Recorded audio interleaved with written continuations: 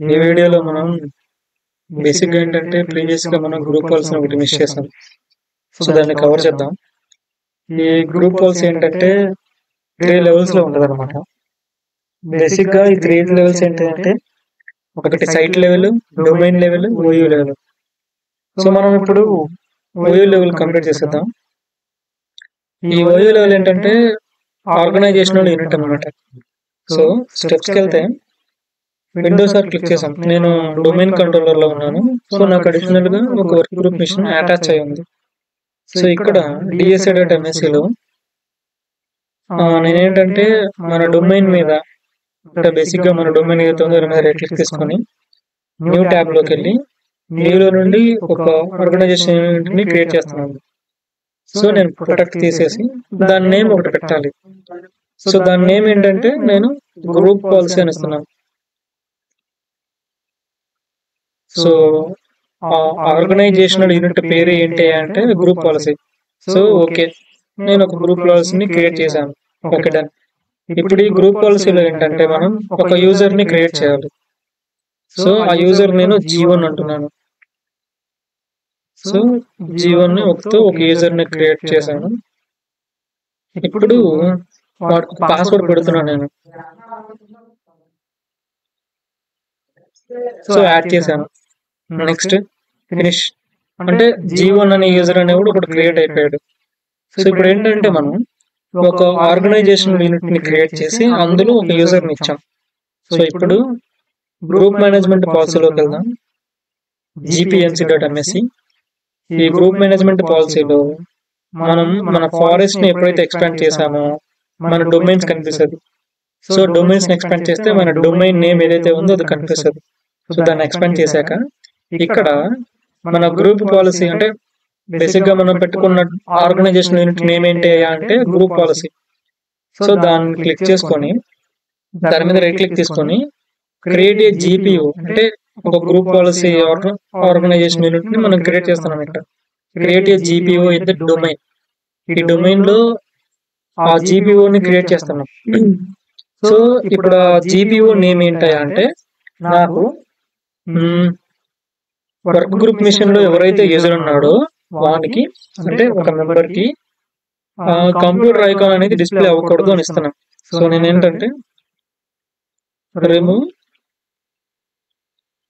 Computer icon. So computer icon అనేది ఆ user కి రిమూవ్ చేశాను నేను. Okay, this is an already exist. So recycle bin తీసేద్దాం.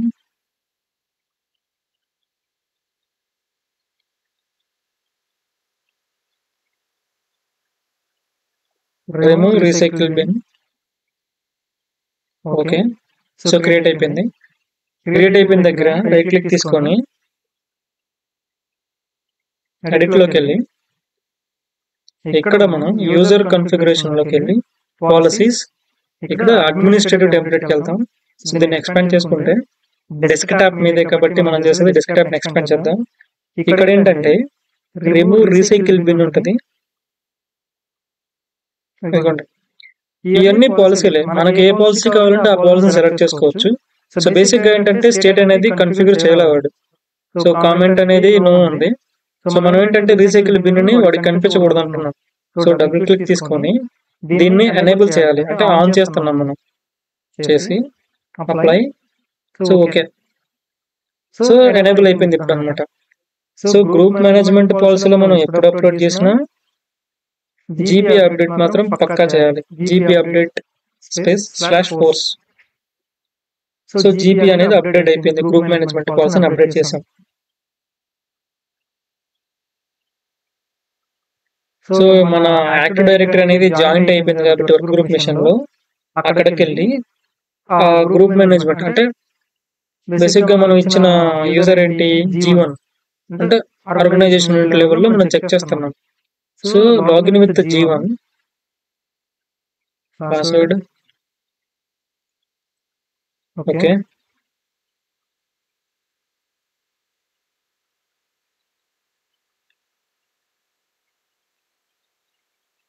సో ఇక్కడ ఈ డెస్క్టాప్ లో వాడికి రీసైకిల్ బిన్ అనేది కనిపించకూడదు అనమాట. సో మన పాలసీ అనేది అట్లా అప్లై అయింది. సో ఇప్పుడు ఏంటంటే మనం రైట్ క్లిక్ తీసుకొని డెస్క్టాప్ మీద పర్సనలైజ్ లోకి వెళ్ళి, సో ఈ పర్సనలైజ్ లో థీమ్స్ లోకి వెళ్ళి థీమ్స్ నుండి డెస్క్టాప్ ఐకాన్ సెట్టింగ్స్ క్లిక్ చేస్తాం. సో క్లిక్ చేశాక ఇప్పుడు దీన్ని ఇక్కడ మనం అబ్జర్వ్ చేస్తే వీటికి కంప్యూటర్ ఐకాన్ డిస్ప్లే అవుతుంది, యూజర్ ఫైల్స్ డిస్ప్లే అవుతుంది, నెట్వర్క్ డిస్ప్లే అవుతుంది, కంట్రోల్ ప్యానల్ డిస్ప్లే అవుతుంది. కానీ రీసైకిల్ బిన్ అనేది ఇక్కడ ఎనేబుల్ లో లేదు ఆప్షన్ అన్నమాట. అంటే మనము గ్రూప్ పాలసీ ఒకటి అప్లోడ్, అంటే ఆ గ్రూప్ పాలసీ ఏదైతే మనం ఆర్గనైజేషన్ నేమ్ తీసుకున్నామో ఆ పాలసీతో వీటికి అప్లై అయిపోయింది అనమాట. అంటే ఈ పర్టికులర్ యూజర్ కి, ఈ పర్టికులర్ యూజర్ అని కాదు, ఆర్గనైజేషన్ లెవెల్లో ఎంతమంది యూజర్స్ ఉన్నా వాళ్ళందరికీ కూడా ఇదే వర్క్ అవుతుంది అనమాట. అంటే ఈ ఐకాన్ అనేది డిస్ప్లే అవ్వదు వీళ్ళకి. అంటే ఈ పాలసీ అనేది మనం అప్డేట్ చేసాం. అంటే వీళ్ళకి ఫిక్స్డ్ పర్సన్స్ కి ఇట్లా కనిపించకూడదు అని ఇచ్చాం అనమాట. సో అదే ఈ గ్రూప్ మేనేజ్మెంట్ పాలసీ.